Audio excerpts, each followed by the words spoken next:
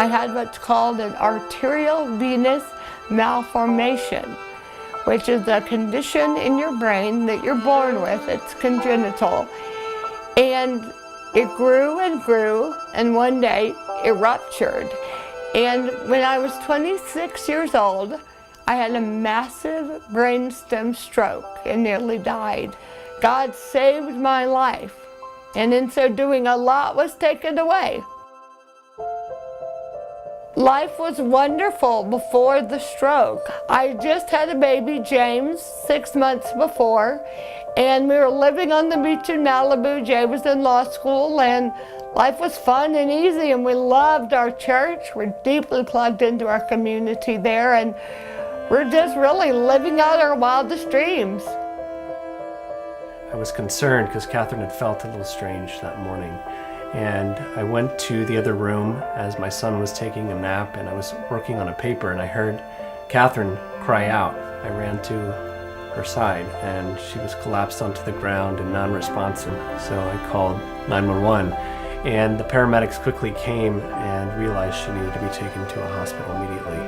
And she was wheeled out on a stretcher from that place we had called our first home, and she would never return again there.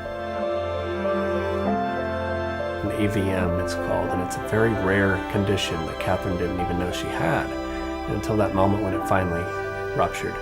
And the pressure building in her brain was so great that there was almost no chance for her to survive.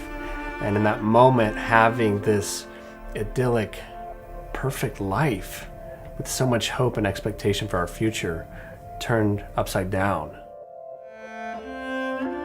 Losing my motherhood was perhaps the saddest and hardest thing above all other issues I faced throughout my ordeal. Before the stroke, I was able to have 6 months and 5 days of just pure joy with James. I was just a happy mother enjoying new life with the baby. Once the stroke happened, I was not able to really engage my son. I was not able to be much of a mother at all. Now today, while the picture looks different, I'm there, I'm with him, and I'm able to take care of him again. And it is the greatest joy in all of this, is knowing that I can be his mommy again. We have been very blessed to suffer greatly at a young age because it informs the way we live the rest of our life. Future is definitely uncertain, but whose isn't? We're living out a picture of what, if we're all honest, each of our lives looks like. We don't know what tomorrow will hold, if it will be the best day of our life or the last day of our life. Our circumstances and the storms that might surround our lives are not nearly as important as our turning our eyes towards Him. And in that dependence, in that trust, in that tension between an all-powerful, loving God and a broken world, we found hope. And in that hope, we found our identity.